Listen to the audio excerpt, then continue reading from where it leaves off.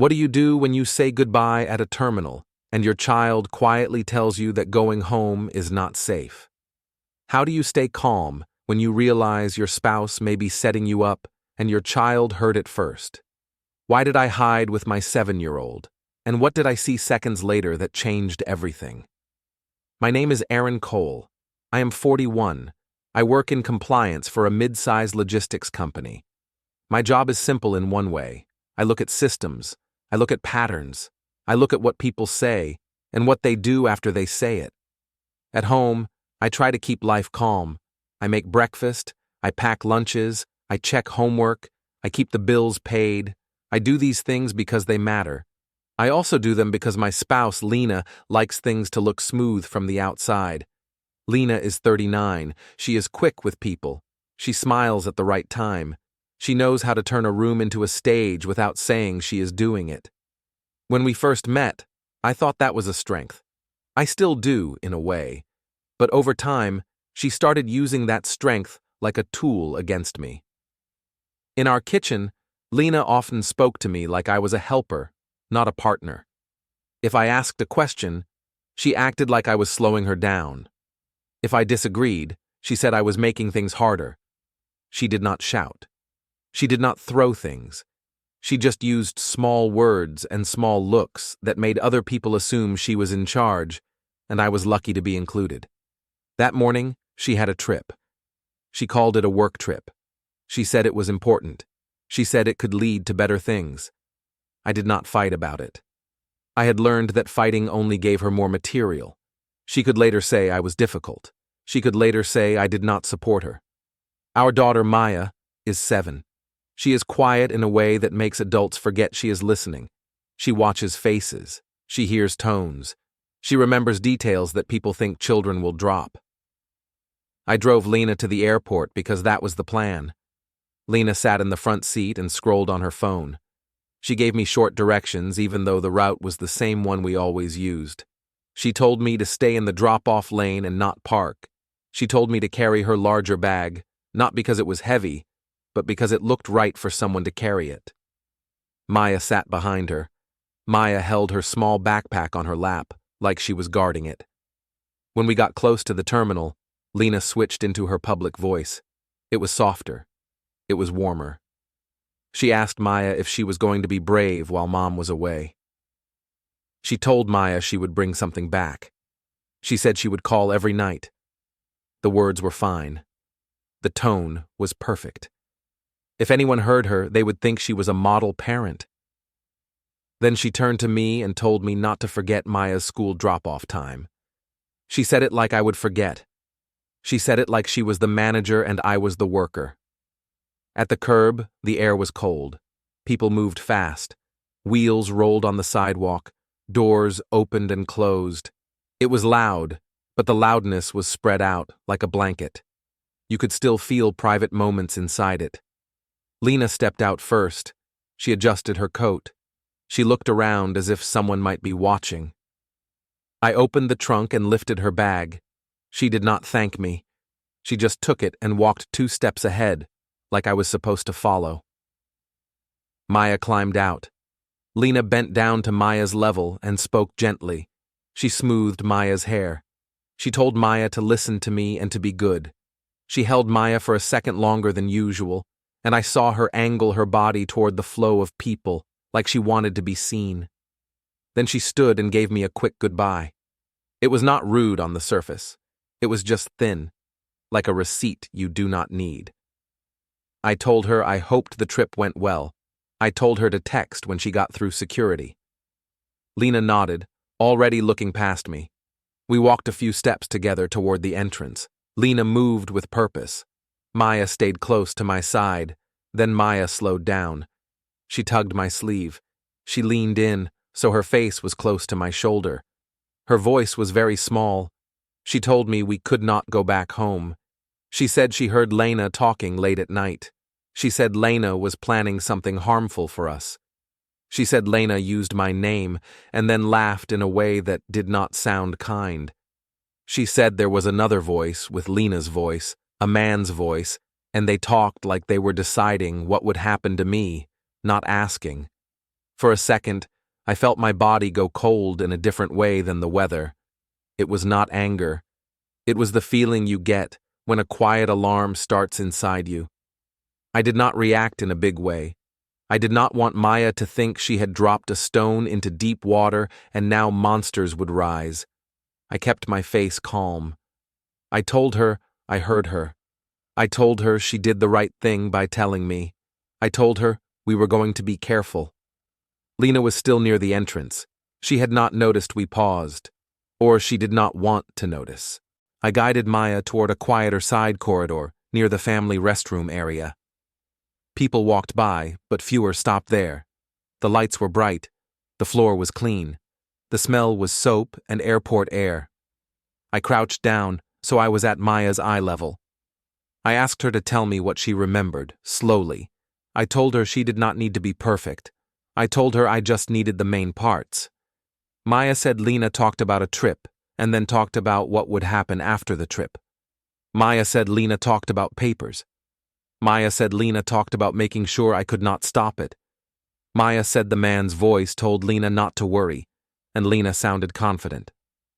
My mind tried to connect the pieces, but I kept my voice steady. I told Maya we were not going to go home right away. I told her we would stay somewhere safe and quiet. I told her she would still go to school, and she would still see her friends, and she would still have her normal things. I stood up and looked through the concourse from where we were. Lena was now a little farther inside, near a row of seats close to a coffee stand. She was not in the security line yet. That was strange. If she was in a hurry, she would have gone straight through. I watched for a few seconds. A man approached Lena. He was dressed clean and sharp, like he had planned it. He did not look surprised to see her. Lena's face changed when she saw him.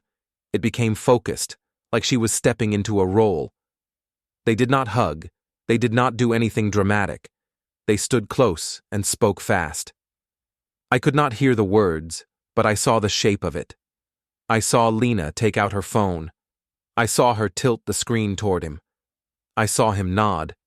Then I saw him pass her a folder, plain and thin, like it was made to be carried without notice. Lena held the folder against her side.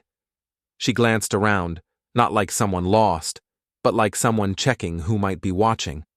I looked down at Maya. She was holding her backpack tight again. Her eyes were wide, but she was trying to be brave. I told her we were leaving the terminal area now. I told her to stay close and follow my steps. I did not tell her what I saw. Not yet. We walked away from the entrance, moving with the flow but not rushing. I kept my shoulders relaxed. I kept my tone normal. Inside, I was doing what I do at work. I was marking a moment. I was placing it on a timeline. I was telling myself that facts matter more than fear. For the first 10 minutes after we left the terminal area, I said very little. Maya sat close to me and watched my face like she was checking if I would fall apart. I kept my voice even. I told her we were going to take a small detour before we went home. I told her I needed to make sure we were safe and calm. She nodded, but I could see she was still holding her breath. While the car moved through traffic, my mind went back through the last few years. Not because I wanted to replay pain, but because the warning Maya gave me did not come from nowhere. It matched a pattern I had been trying to ignore. When Lena and I met, I liked her energy. She talked about goals and travel and big plans. I was calmer. I liked routine. I liked building something stable.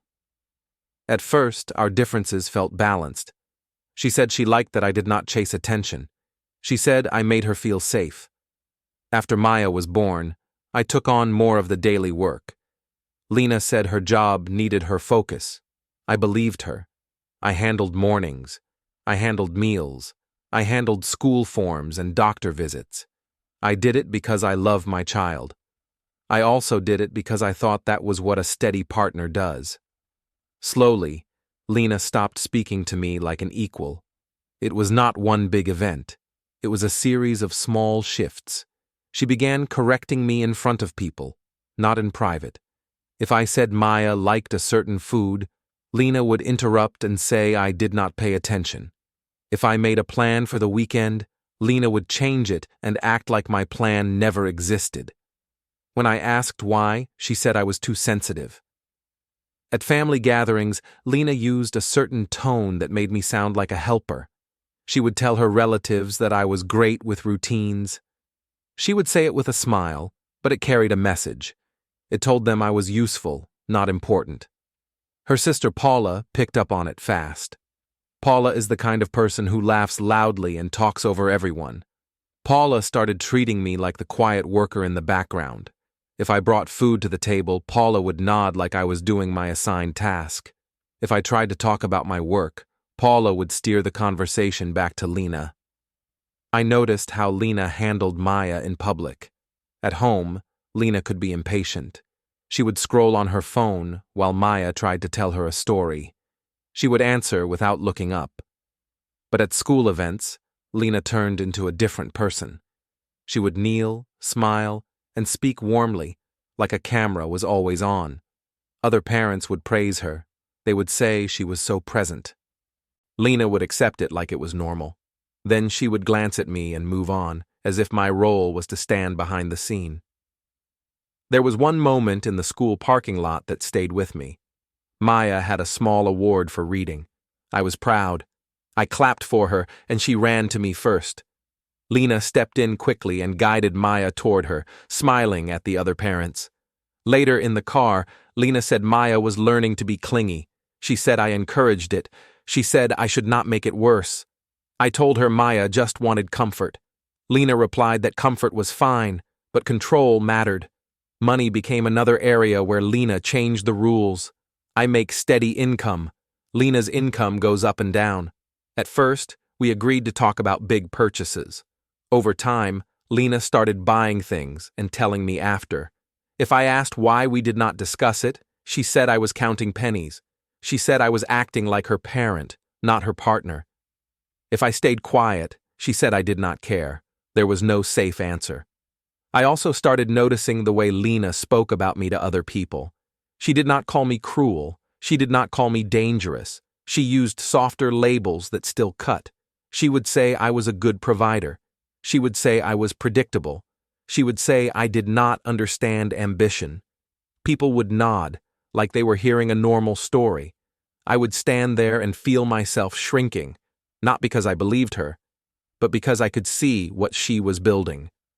She was building a version of me that did not deserve a voice. At home, my daily life became smaller. I slept on the couch more often because Lena said she needed space. She said my breathing bothered her. She said my schedule made her tired. I tried to fix little things. I went to bed earlier. I bought a quieter fan. I asked what she needed. Lena said she needed me to stop asking questions. I remember a night when I walked into the living room and heard Lena on the phone. She did not notice me at first. Her voice was low. She sounded excited, not like she did at home. She said she was close to getting what she wanted. Then she saw me and changed her voice right away. She said she was talking to a work contact. She smiled like everything was simple. After that, I started to notice more phone calls taken in the garage or outside. Lena began using screen privacy settings. She kept her phone face down on the counter. If Maya asked who she was talking to, Lena said it was not for kids. Paula helped Lena apply pressure in a polite way. Paula would invite us to dinner and then place Lena at the center of the table and me at the side. Paula would ask Lena about her dreams. Paula would ask me about chores. If I said something kind about Lena, Paula would act like I was finally doing my job. If I said anything about fairness, Paula would say I should be grateful I had a strong spouse. The worst part was how Lena began speaking about the future. She said Maya needed a better life. She said Maya needed more opportunity. She said I could not give Maya the kind of world Lena wanted. She said it calmly, like it was a fact. When I asked what she meant, Lena said she meant that Maya deserved a parent who could open doors. Then she would look away, like the conversation was done. In the back seat of that car, with Maya beside me, Those memories did not feel like random scenes anymore. They felt like steps. Lena had been turning me into a background figure for a long time.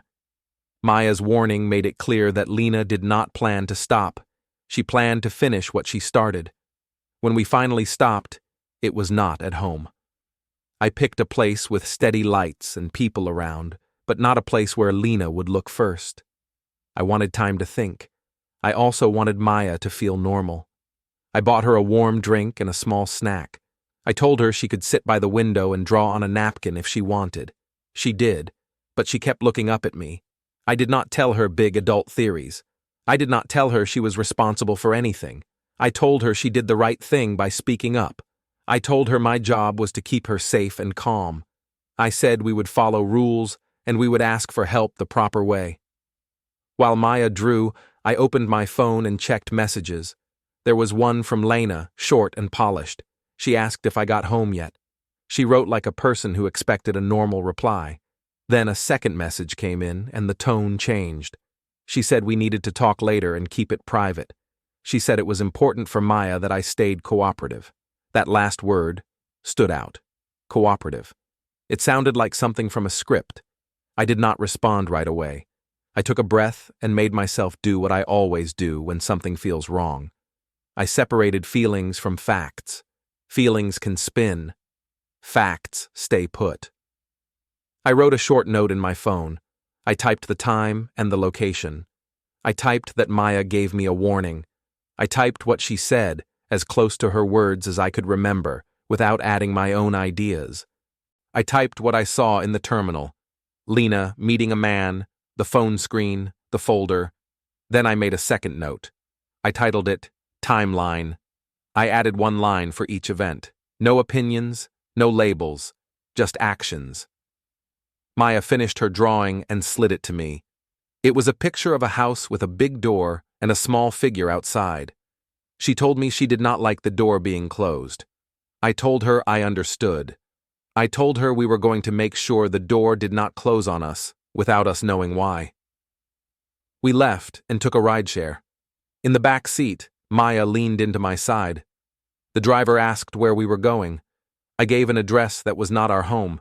It was my sister's old place, now rented out, but I still knew the owner.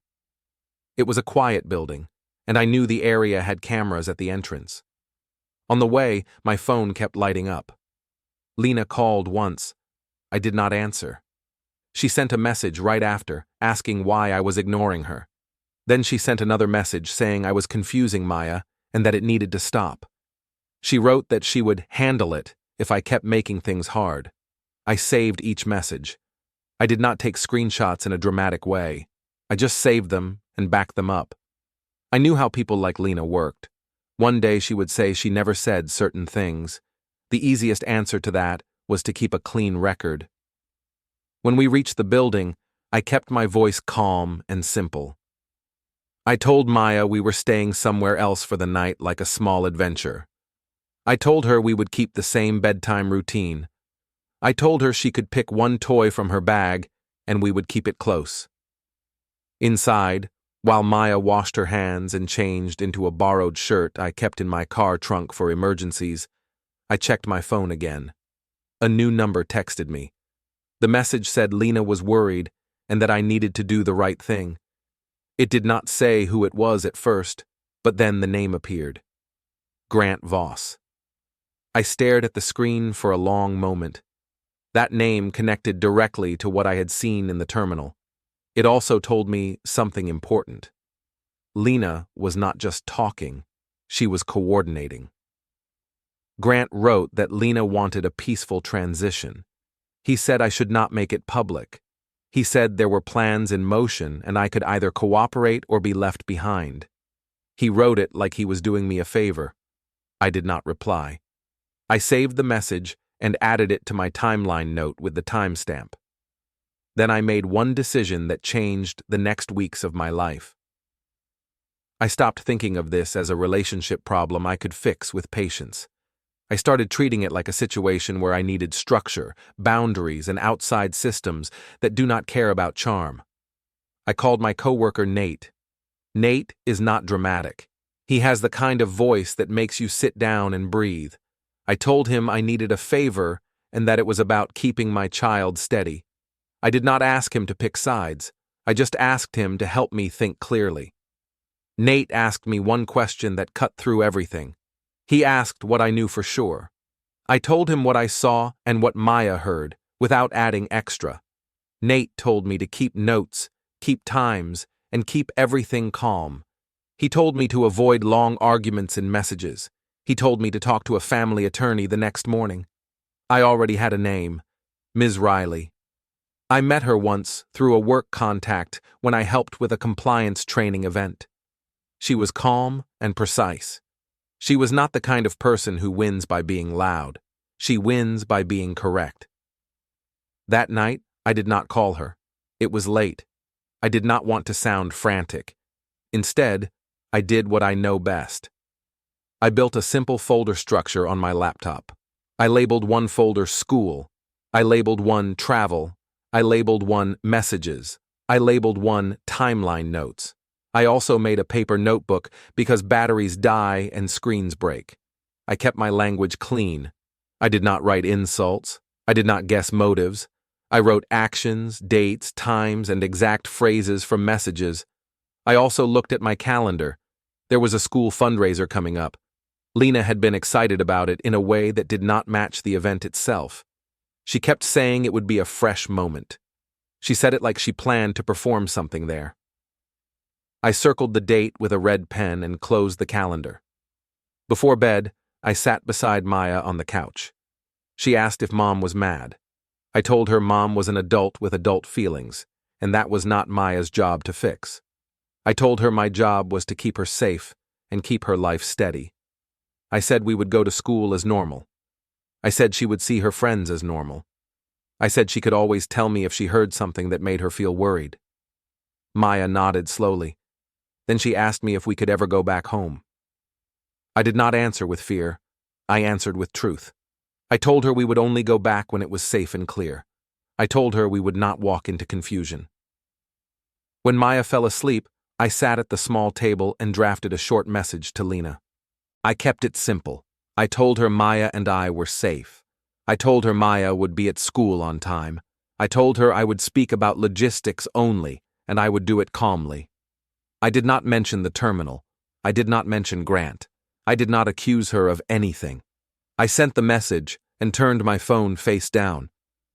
In the quiet, I felt the switch inside me settle into place.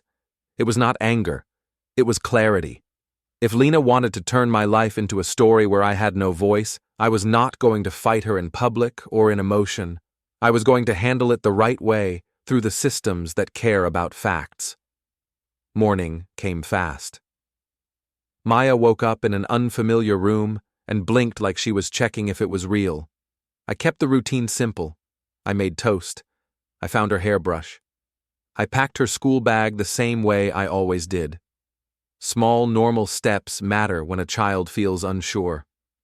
On the drive to school, I kept my voice steady. I told Maya she would have a normal day. I told her I would pick her up on time. I told her she could talk to her teacher if she felt worried. She nodded, but her fingers stayed tight around her backpack strap. After I dropped her off, I sat in the car for a minute. I did not rush. I looked at my notes from the night before. I checked the timeline list. I added one more line for school drop-off, with the time. It felt strange to log something so normal, but I wanted a clean record of stability. If Lena tried to say I was chaotic, I wanted facts that showed the opposite. I called Ms. Riley after school started. I kept the call short and controlled. I explained that I needed guidance for a family situation and that a child was involved. I said I wanted to do everything properly and calmly. I mentioned that I had notes and saved messages and a clear timeline. Ms. Riley told me we could meet in a public place near her office. She suggested a coffee shop close to the courthouse area. She said it was neutral ground. She said I should keep communication with Lena limited and focused on logistics. She said I should avoid arguments in text because arguments can be turned into weapons. I drove to the coffee shop and chose a corner table where I could see the entrance. I did not feel like I was in danger. I just wanted awareness. Habit is hard to turn off once you notice patterns. Ms. Riley arrived on time. She looked calm and prepared. She did not ask me to tell the story in an emotional way. She asked for dates, times, and exact events. That fit my mind. I explained the terminal moment in simple steps. I described Maya's warning. I described the man I saw with Lena and the folder. I described the message from Grant and the language he used. I told Ms. Riley I had saved everything, and I had not replied to him. Ms. Riley nodded and took notes. She did not make big faces. She did not say dramatic things. She explained that when a child is involved, the most important thing is stability and clear documentation. She said my calm tone was helpful. She said I should keep doing what I was doing, routines, school, and neutral communication. She also told me something that felt sharp, but true. She said people who build an image often try to force the first story into the world. If they get their version out first, they act like it becomes the truth. She said I should not race Lena in social spaces. I should work through proper systems that value facts. I asked what I should do next. Ms. Riley gave me a short list. She told me to secure my accounts so there were no sudden surprises. She told me to collect school records and communications that show my normal role. She told me to keep a written log of events and to save every message. She also told me to avoid private in-person meetings with Lena unless a neutral person was present. I left the coffee shop and went to my bank branch. I did not storm in or demand anything. I waited in line like everyone else. I asked to review my account access and make sure alerts were active. I asked for basic protections that would prevent sudden changes without notice. The staff member kept it professional. I kept it simple. I did not talk about my marriage. I talked about account safety and transparency. After the bank, I went to my workplace. I told my manager I needed a small schedule adjustment for school pickup due to a family matter. I did not make it a drama. I asked for a temporary plan. My manager agreed because my work performance was steady and my requests were reasonable. Nate met me in a conference room after lunch. He did not ask for gossip. He asked if I had slept. He asked if Maya ate breakfast. He asked if I had spoken to a professional. I told him yes. Nate reminded me that calm is not weakness. Calm is control. He said I should keep my replies to Lena short and boring. He said people who want a reaction get tired when there is no reaction. On my drive to pick up Maya, Lena sent another message. She wrote that she was worried and that I was making a simple situation complicated. She wrote that Maya needed her mother and that I should stop playing games. She wrote that we could settle things quietly if I agreed to her terms. I did not ask what her terms were. I did not challenge her. I replied with one line. I said Maya would be picked up from school at the normal time and would be home for homework and dinner. I said Lena could call at a set time in the evening for a short check-in with Maya. I kept it polite. I kept it structured. Lena replied almost instantly. She wrote that I was being controlling and that people would see it. The wording felt like she was building a future argument. I saved it and added it to the timeline. I did not respond again. At school pickup, I saw Lena's sister Paula in the parking lot. That was not normal. Paula stood near the entrance like she was waiting for a scene. When she spotted me, she walked closer with a tight smile. She spoke as if I was causing trouble and she was there to correct me. She said Lena was stressed and I should not make it worse. She said a good partner would support Lena's fresh start. I did not argue. I did not explain. I told Paula that Maya's routine was the priority and that I was handling it responsibly. Paula looked disappointed, like she wanted louder words. She stepped back and pulled out her phone, as if she wanted to report that I was not cooperating. Maya walked out and saw Paula. She hesitated and moved closer to me. Paula tried to act warm, but Maya did not relax. I kept my hand gentle on Maya's shoulder and guided her to the car. I did not let Paula pull Maya into a private talk.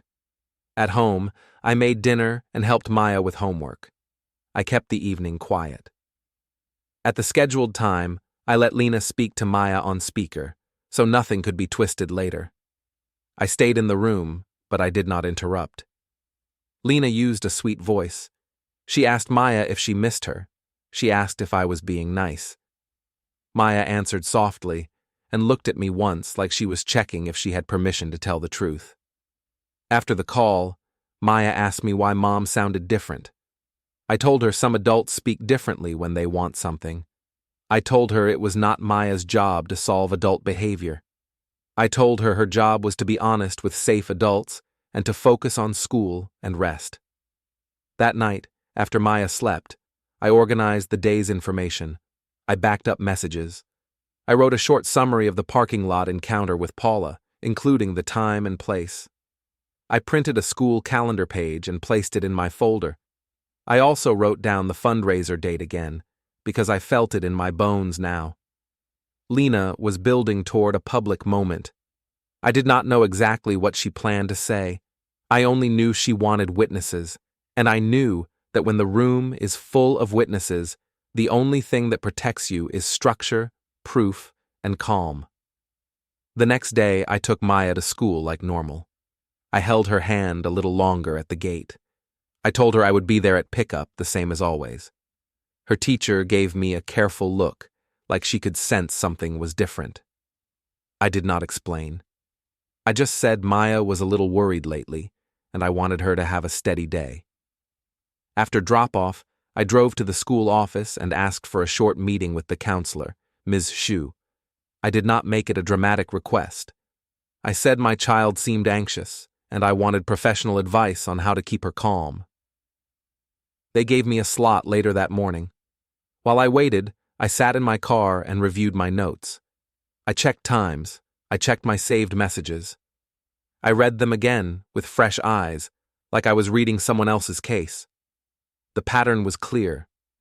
Lena kept using soft language with sharp pressure.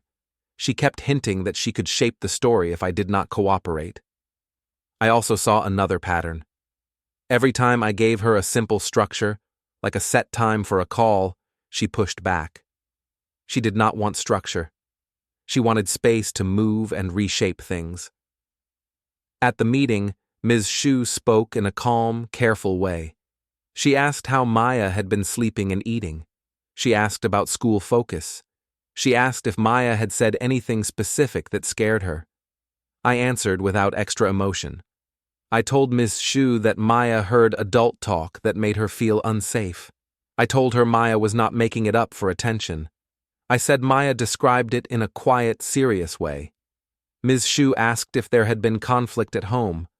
I told her there had been tension, but I was keeping routines steady. I told her I was not asking Maya to pick sides. I told her I was not speaking badly about her mother in front of her. I said I only wanted Maya to feel safe, and I wanted help doing that the right way. Ms. Xu said she could note Maya's anxiety and provide a simple support plan at school. She said Maya could come to her office if she felt overwhelmed. She said consistency matters, and calm adults matter most. She also suggested that if I was worried about sudden changes, I should communicate in writing and keep school informed about pickup rules. I thanked her. I kept my voice even. Inside, I felt relief. This was not about winning. This was about building a stable frame around my child. After that, I met Ms. Riley again, briefly. We did not sit and talk in circles. We reviewed my timeline and the way Lena had been messaging. Ms. Riley reminded me to keep my replies short and focused on logistics. She told me to avoid late-night calls and surprise meetings. She said I should assume every message might be shown later and read out loud by someone else. I asked her about the fundraiser. I told her I felt Lena wanted to use it as a stage. Ms. Riley said public stages are common when someone wants witnesses for an image. She told me I did not have to confront anyone there. She said my job was to stay calm, stay present, and stay consistent. When I left Ms. Riley, I went to the library study room. It is quiet there. The tables are clean. People mind their own business. I opened my laptop and organized everything again, as if I was preparing for an audit. I created a simple list of what mattered most: Maya's routine, clear communication, and calm adult behavior. I printed a school pickup policy page and placed it in my folder. It was not a weapon. It was a guide. It made everything less flexible for games. That afternoon, Lena sent a message saying she would be back sooner than planned. She did not say why. She wrote that she expected to take Maya for the weekend because it was fair. She wrote that I needed to stop acting like a gatekeeper.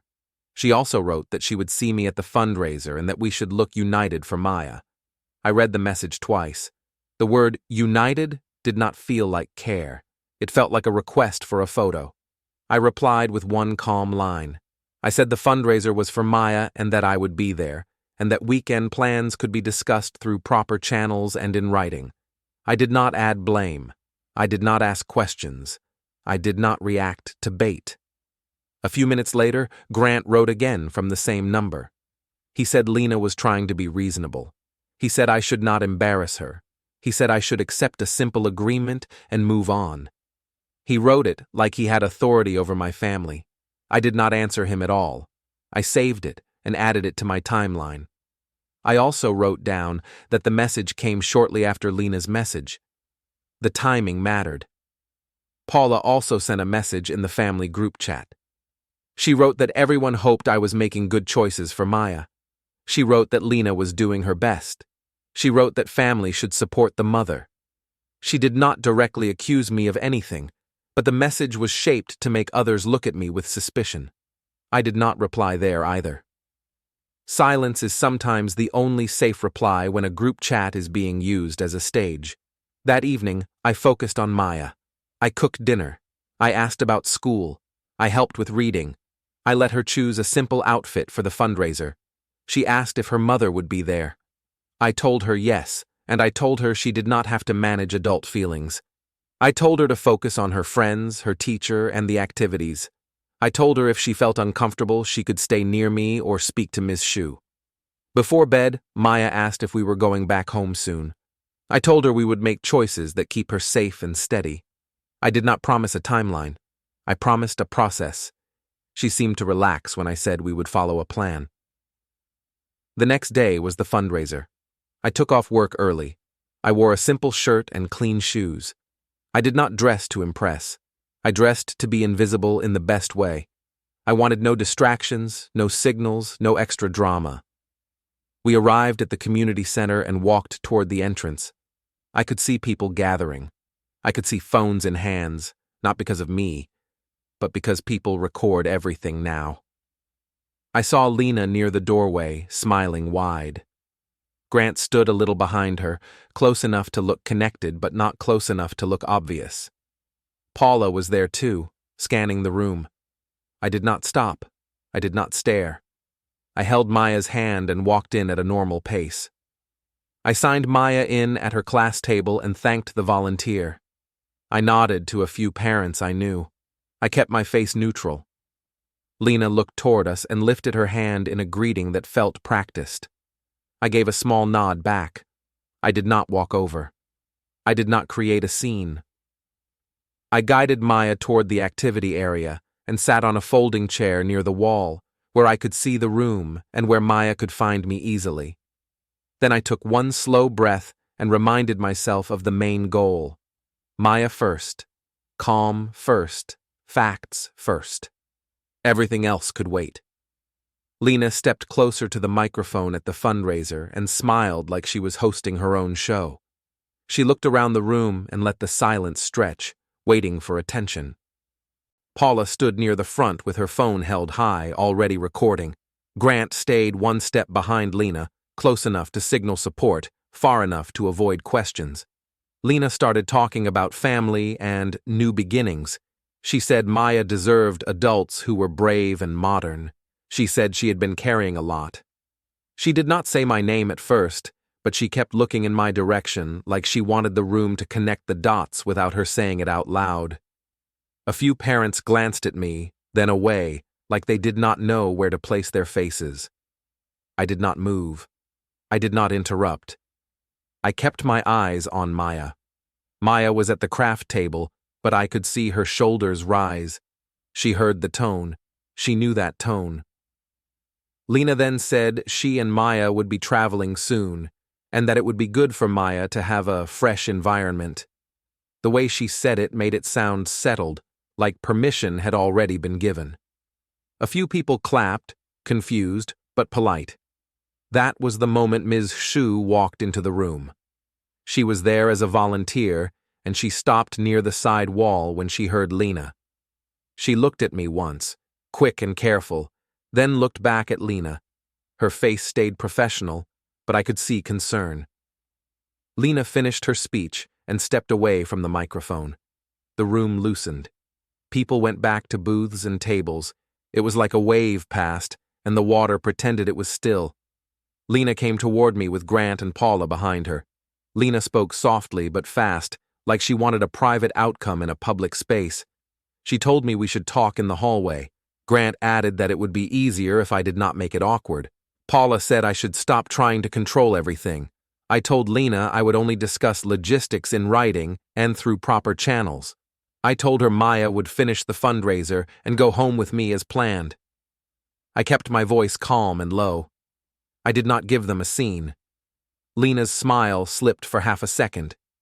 She recovered quickly and turned it into a sad look, the kind meant for witnesses. She said I was confusing Maya. She said I was being cold. She said she was trying to keep peace. Maya looked over at that exact moment. She saw her mother's face, then saw mine. She walked to my side without speaking and took my hand. Lena noticed, and her eyes tightened. Then she looked away like it was my fault. I left with Maya before Lena could corner her again. In the car, Maya asked if we were in trouble. I told her we were not in trouble. I told her we were handling things properly. I told her she did the right thing by speaking up at the terminal. That night, Ms. Riley called me after I sent her a short update. She told me not to respond to Grant. She told me to keep the record clean. She told me we would use official steps, not arguments. I listened and did exactly that. The next morning, I met Ms. Riley near the courthouse. The building felt cold even before I went inside. The hallway smelled like paper and cleaning solution. People sat on benches with folders in their laps. Nobody looked happy. Everybody looked serious. Lena arrived with Grant and Paula. Lena wore a calm face, like she expected the room to reward her confidence. Grant carried himself like he belonged there, like he was a guide. Paula looked around like she was searching for allies. When we were called in, I sat with Ms. Riley. I kept my hands folded. I kept my eyes forward. Maya was not there. She was at school, where she belonged. Ms. Riley spoke in simple steps. She laid out the timeline from the terminal day to the fundraiser. She presented my saved messages with timestamps. She pointed out the shift in Lena's language from normal to pressure. She presented the messages from Grant, including the part where he said I should cooperate or be left behind. She also presented travel details that showed Lena was discussing future movement, not just a normal trip. She showed how Lena tried to frame it as already decided in public. Then Ms. Riley included Ms. Shu's written notes about Maya's anxiety and Maya's consistent account of what she heard. It was not emotional. It was careful. It was about a child's stability and routine. Lena tried to speak like it was all misunderstandings. She said I was overreacting. She said I was dramatic. She said I was trying to punish her. She said Grant was only a friend helping with planning. Ms. Riley did not argue with Lena's feelings. She returned to facts. She showed the pattern of messaging. She showed the timing. She showed how Lena tried to force a story in public before any proper agreement existed. The official on the bench listened without visible emotion. Then they spoke in a measured tone. They set immediate guardrails. They stated that neither parent could make sudden travel plans with Maya without clear written agreement or approval through proper channels. They set a temporary schedule that kept Maya's school routine stable. They also stated that communication should remain structured and child-focused. When those words were said out loud, Lena's face changed. Her confidence did not vanish in a dramatic way. It just collapsed inward, like air leaving a balloon. Paula stopped moving her phone. Grant's posture shifted, and he looked at the floor for the first time since I had met him. In the hallway afterward, A clerk repeated the restrictions while handing out stamped pages. Lena reached for the papers with stiff fingers. Ms. Riley took mine and placed them neatly into my folder. I did not say anything clever. I did not need to. I walked out of the building, stepped into daylight, and felt my phone vibrate with a new message from Lena that I did not open. I put the phone back in my pocket, got in my car, and drove straight to pick up my daughter.